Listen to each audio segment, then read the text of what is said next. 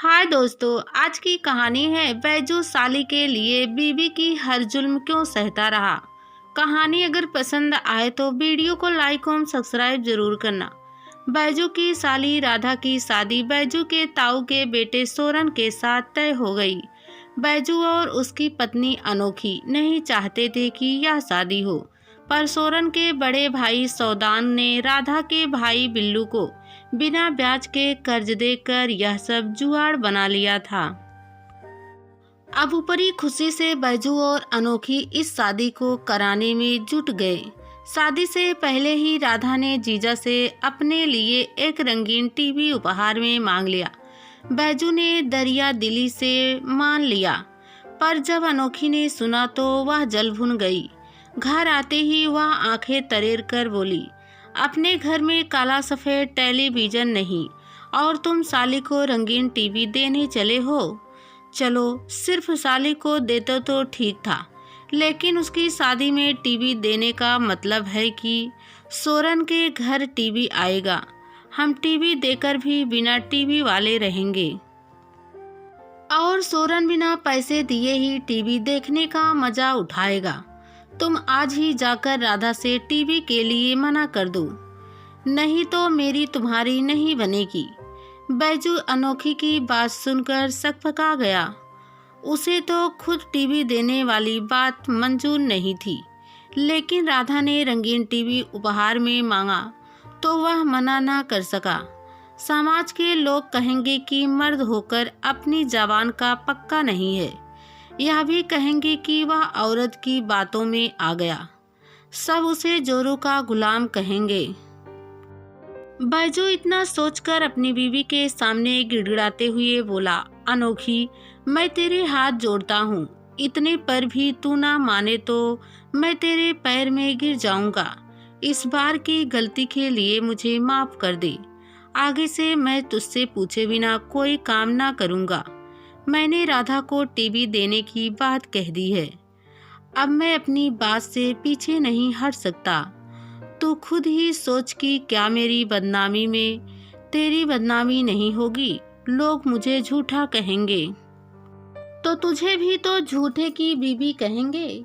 महल्ले की औरतें ताना मार मार कर तेरा जीना मुहाल कर देंगी।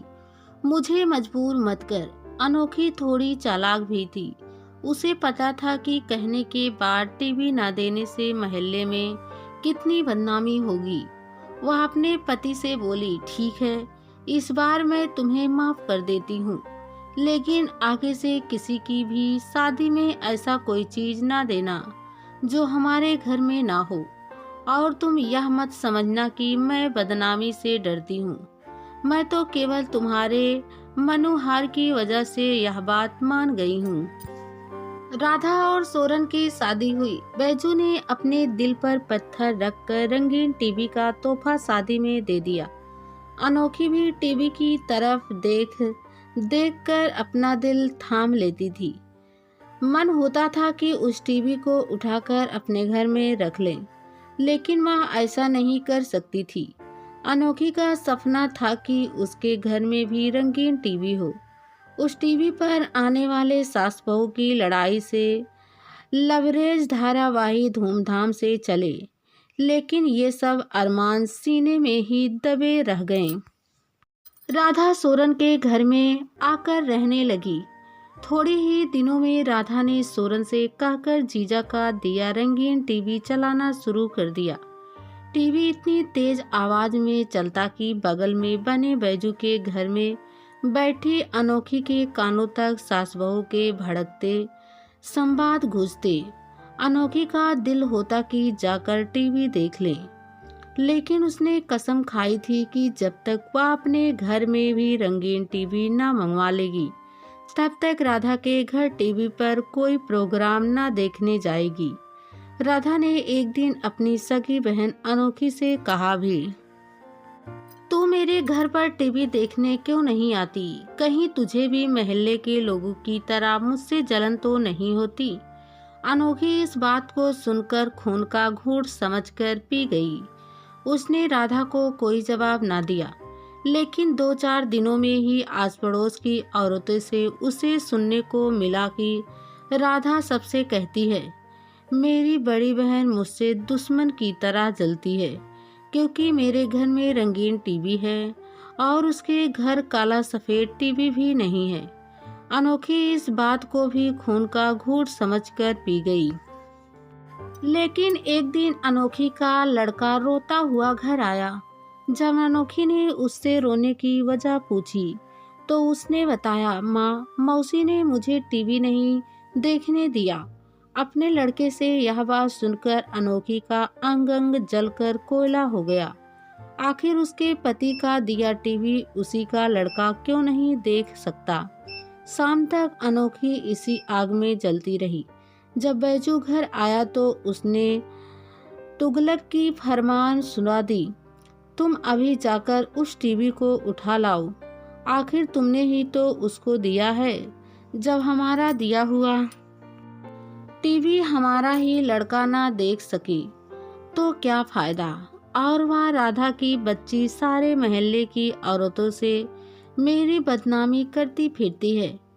तुम अभी जाओ और टीवी लेकर ही घर में कदम रखना। अनोखी की लाल आंखें देख बैजू सकपका गया।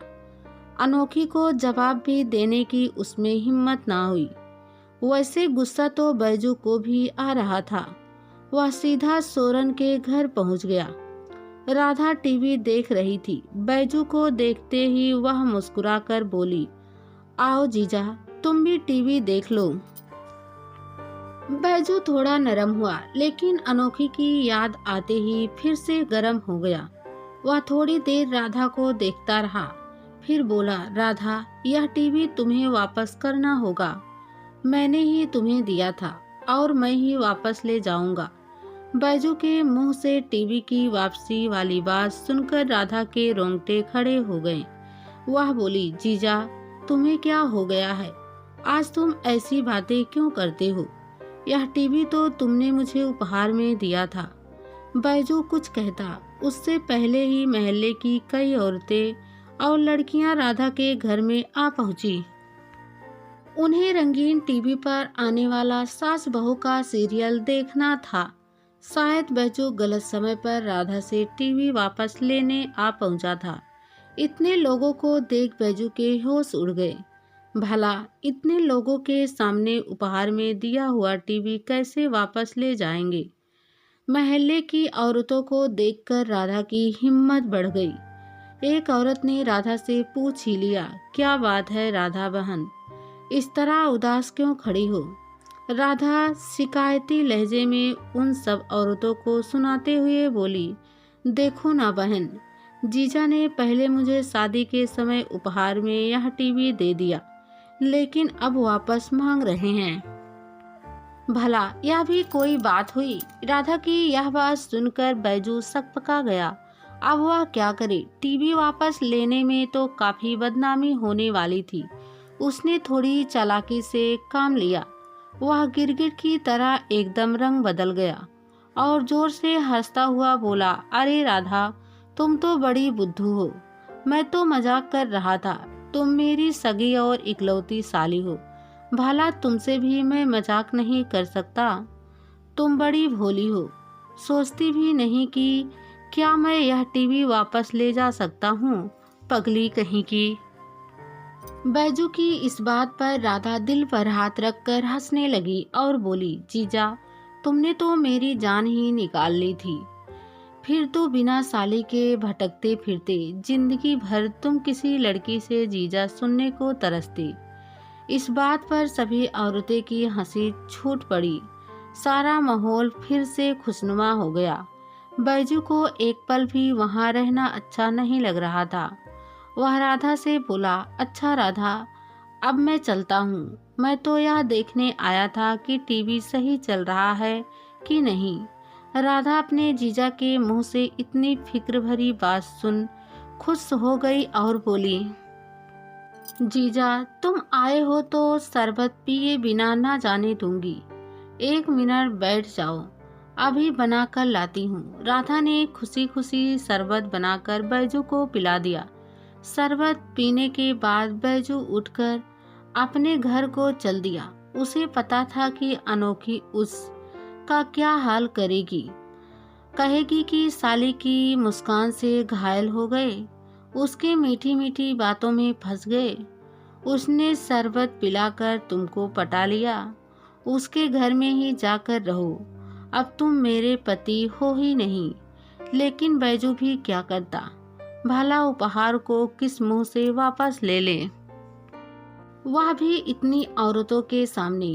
ऊपर से जिससे उपहार वापस लेना था वह उसकी सगी और इकलौती साली थी।